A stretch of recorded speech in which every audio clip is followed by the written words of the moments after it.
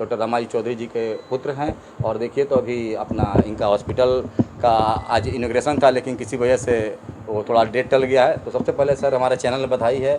Sir हमको सबसे पहले ये चीज़ बताइए, जो आप ये दूरबीन विधि द्वारा लाए हैं, पहले बार सुनने को मिल रहा है जी। और बहुत ही आश्चर्यजनक लग रहा है कि 2 दिन में हॉस्पिटल से डिस्चार्ज, ये बहुत बड़ा सवाल है। क्या कैसे क्या इसका काम है? देखिए, आजकल जो भी सर्जरीज़ हैं, जो भी मेडिकल एडवांसमेंट है, वो इसी एक डायरेक्शन में जा रहा है कि हर पेशेंट को मिनिमल इन्वेजिव स्पाइन सर्जरी की ज़रूरत होती है। जी। मिनिमल इन्वेजिव मतलब कम से कम चीरा लगने वाली सर्जरी, जिसमें खून का लॉस भी बहुत कम होता है, ब्लड लॉस बहुत कम होता है।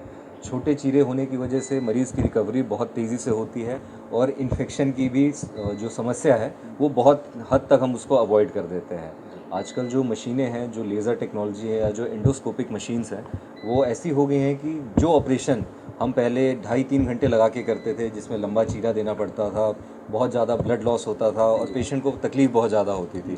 तो वो सारी चीज़ों को हम अवॉइड करने के लिए एक टेक्निक है, डिस्टेंडो टेक्निक इन स्पाइन सर्जरी, जिसके द्वारा हम लोग दूरबीन से ही ऑपरेशन करते हैं और मात्र 2 सेंटीमीटर का चीरा लगता है और इसमें पेशेंट को वही रिज़ल्ट देते हैं जो एक ओपन सर्जरी के द्वारा दी जाती होगी। सर साइटिका और जो डिस्क है उसमें भी 2 ही सीएम का होता है क्या चीज़ जी, है? ये जो डिस्टेंडो टेक्निक है या आसान भाषा में बोलें जो दूरबीन द्वारा स्पाइन सर्जरी की जो टेक्निक है, ये मोस्टली शैटिका के पेशेंट जिनमें डिस्क बढ़ने की वजह से नस दब जाता है, पेशेंट को पैर में झिंझनी होती है या चलने में बहुत ज़्यादा प्रॉब्लम होती है, तो वो सारी सर्जरीज़ हम दूरबीन से करते हैं।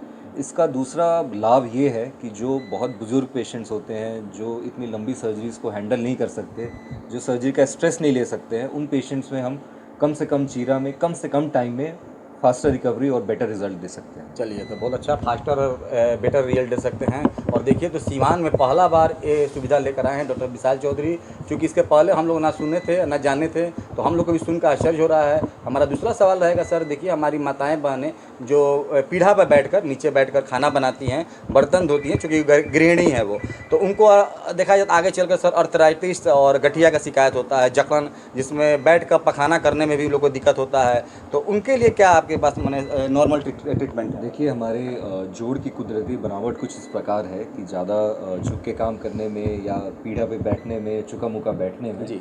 घुटने की जो हड्डी है वो समय से पहले ख़राब होने लगती है। तो मैं सबको यही एडवाइस दूंगा कि कम से कम चुका मुका बैठें, कम से कम सीढ़ी चढ़ें और जितना आपको संभव है उस हिसाब से बेहतर डाइट लें। अपनी डाइट में कैल्शियम, विटामिन डी वाली चीज़ें लें।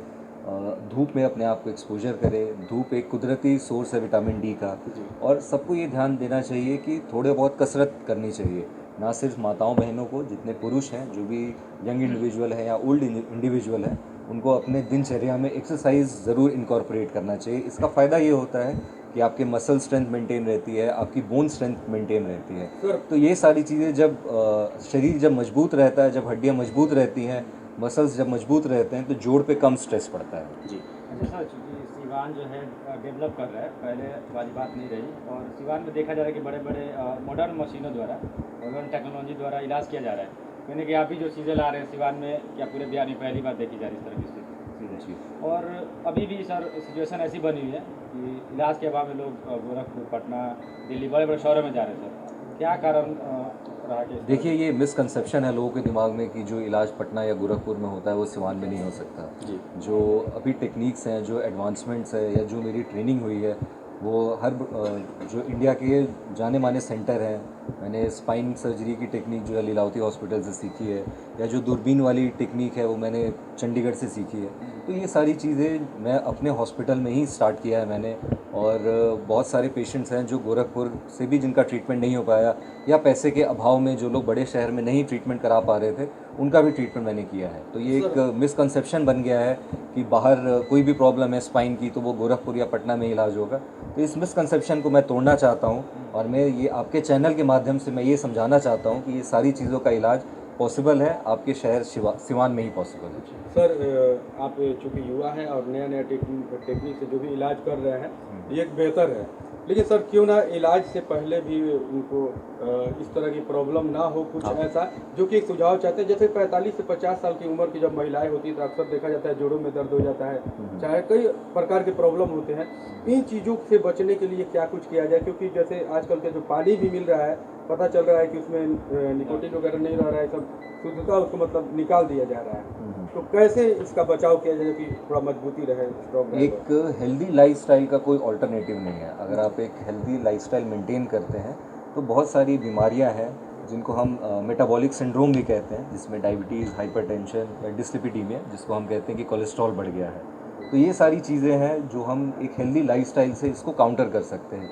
हेल्दी लाइफस्टाइल एक वर्ड नहीं है, ये एक पूरी दिनचर्या है। आप सुबह उठने से लेके रात तक सोने तक आप जो भी चॉइसेस लेते हैं, जो भी चीज़ें आप चुनते हैं, क्या मुझे क्या खाना है, मुझे क्या करना है, मुझे कब सोना है, तो ये सारी चीज़ें हेल्दी लाइफस्टाइल का पार्ट है। तो आजकल जानकारी की अभाव किसी को नहीं है। इंटरनेट का ज़माना है, गूगल का ज़माना है, सब लोग जानते हैं कि कौन सी चीज़ें हेल्दी हैं, कौन सी एक्सरसाइज करनी चाहिए। तो एक जागरूकता की ज़रूरत है। अपने हेल्थ को प्रायोरिटाइज़ करिए। हेल्थ को समय रहते प्रायोरिटाइज़ करने में आप बीमारी होने की वजह से जो पीड़ा होती है उससे भी बचते हैं, बीमारी होने की वजह से जो मनी बर्डन होता है उससे भी आप बचते हैं। तो इन सब चीज़ों को अवॉइड करने का आसान तरीका है अपनी दिनचर्या को सुधारें, अपनी लाइफस्टाइल को सुधारें, एक एक्टिव लाइफस्टाइल मेंटेन करें, खाने पीने पे ध्यान दें, और मैक्सिमम जो चीज़ें हैं हम चाहते हैं कि दवाइयों से ही कंट्रोल हो जाए। किसी भी पेशेंट को ऑपरेशन करना, उसके लिए बहुत पीड़ा होती है, मनी प्रॉब्लम भी होती है, पेन भी होती है। जितने रिलेटिव्स होते हैं, जो पेशेंट के अटेंडेंट्स होते हैं, सबका जो रूटीन होता है वो डिस्टर्ब हो जाता है। सर कई जगह ये भी